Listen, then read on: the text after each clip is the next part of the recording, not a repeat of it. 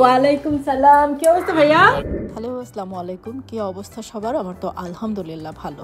ঈদের পরের দিন সকালটা অলওয়েজ একটা লেজি মর্নিং থাকে।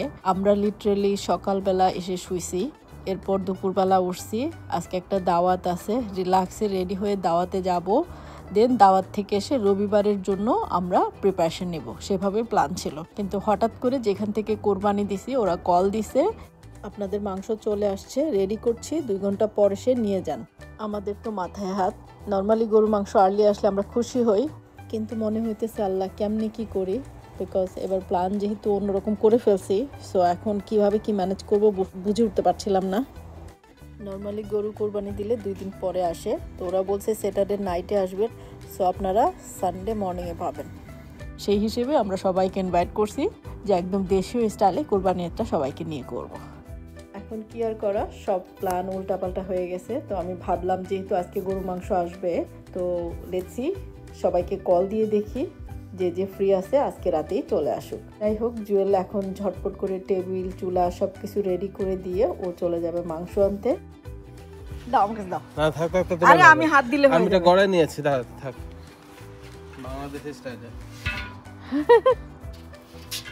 সবকিছু সেট করতে করতে অলমোস্ট 3টা বেজে গেছে। এরপর বাবা ছেলে চলে গেছে মাংস আনতে। আমি ঝটপট করে ঘরবাড়ি গুছাইলাম, শাওয়ার নিলাম, সবাইকে একটু কল দিলাম যে ফ্রি আসো আজকে রাতেই চলে আসো, বিকজ প্ল্যান চেঞ্জ হয়ে গেছে সব কিছু।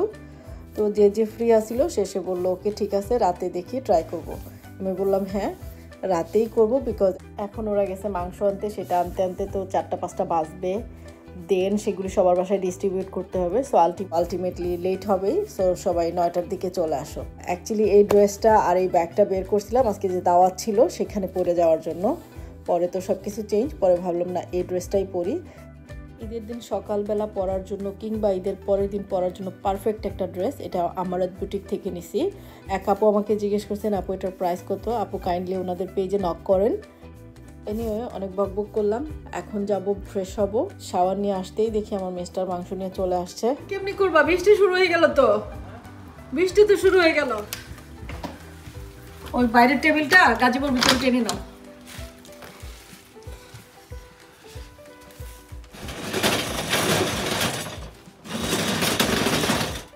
মুছে নাও পানি দিয়ে দাও।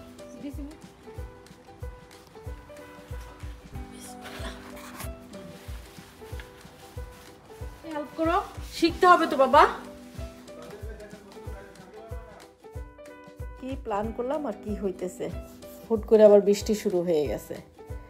যাই হোক কি আর করা, যেহেতু মাংস আসছে এখন আগে সেটার দিকে ফোকাস করি। তো ঝটপট করে এগুলো সব ঢেলে নিচ্ছে, যাদের বাসায় দিব সেগুলো এখন প্যাক করবে, দেন বাসায় রান্নার জন্য রাখবে। আমরা মোস্ট অফ দ্য টাইম যা আছে সব দিয়েই দিই।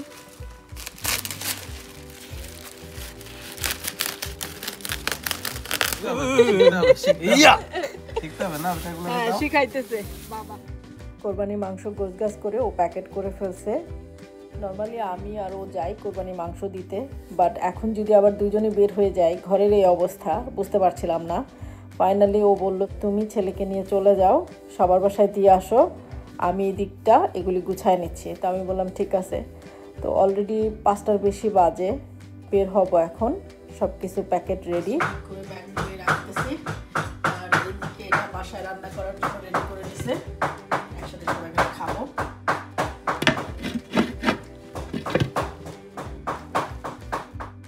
সবাইকে তো বলে ফেলছি, রেডি তো করতে পারিনি কিচ্ছু। ও ঝটপট করে একটু কিমা করে নিল কোরবানি মাংস দিয়ে, তো এটা দিয়ে কাবাব করবে। আর কলিজি টলিজি দিয়ে কোরবানির মাংস একটা বসায় দিছে। আমি জানি না, বুঝতে পারছি না কিভাবে কি করবে, এদিকে মাংসও দিতে যেতে হবে। ও বললো টেনশন নিও না, সবাই নিজের লোক, যা আছে সেটা দিয়ে খাবে। এই তো বৃষ্টি মাথায় নিয়ে সবার বাসায় মাংস দিতে বের হয়ে গেলাম। বাসায় ফেরার কথা আমার 9টায়, সেখানে বাসায় ফিরতে ফিরতে বেজে গেছে 11:30। সো সব কিছু প্ল্যানের বাইরে চলে যাচ্ছে, কি আর করা। যাই হোক, বাসায় এসে দেখি জোহা আসছে। তো আস্তে আস্তে সবাই আসতেছে, বাট আমি কারোর জন্য কিচ্ছু করতে পারি না। এদিকে বৃষ্টিতে তো বাইরের অবস্থা খুবই খারাপ। আমার জামাইটা একটু শাওয়ার নেওয়ার টাইমও পায় নাই। বৃষ্টিতে না সব নষ্ট হয়ে যায়।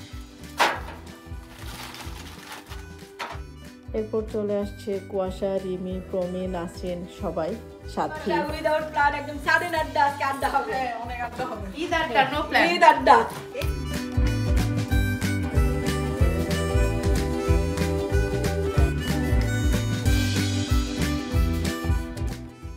এই তো আস্তে আস্তে মোটামুটি সবাই চলে আসছে। এরপর চলে আসছে আফরোজ ভাই, মুক্তি আপু, তানিয়া ভাবিরা। অনেকেই আজকে আমার বাসায় প্রথম, কিন্তু গেস্ট ইনভাইট করে আমি কোনো কিছু প্রিপারেশন নিতে পারি নাই। নিজের কাছে এত বেশি লজ্জা লাগতেছিল।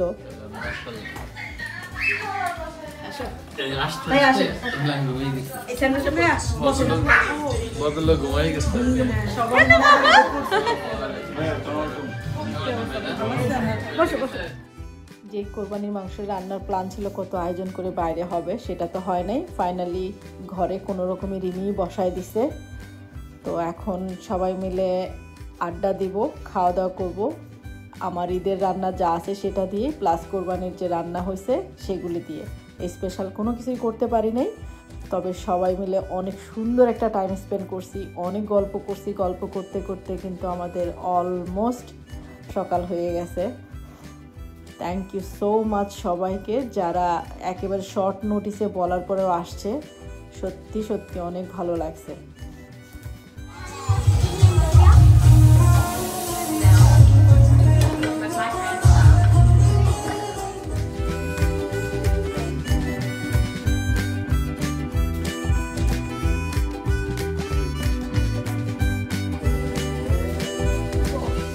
তুমি খাও, কি লাগবে? প্লেট খালি কেন? এই আয়োজনটা রবিবারে হলে অনেক অর্গানাইজ হইতো, এটা সত্যি। কিন্তু হঠাৎ করে প্ল্যান করার আনন্দগুলি অন্যরকম হয়। এই যে আজকের আনন্দ, এক ঘরে সবাই মিলে ডান্স প্র্যাকটিস করতেছে, আরেক ঘরে সবাই গল্প করতেছে, এই যে একটা আনন্দ, অন্যরকম একটা আনন্দ ছিল। হ্যাঁ, একটু সুন্দর করে খাওয়াইতে পারলে, অর্গানাইজ হইতে সব কিছু করতে পারলে আর একটু ভালো লাগতো। বাট তারপরেও অনেক এনজয় করছি, যেহেতু বাংলাদেশে ঈদ ছিল, আমরাও সেই সাথে সবাইকে নিয়ে ঈদ করছি।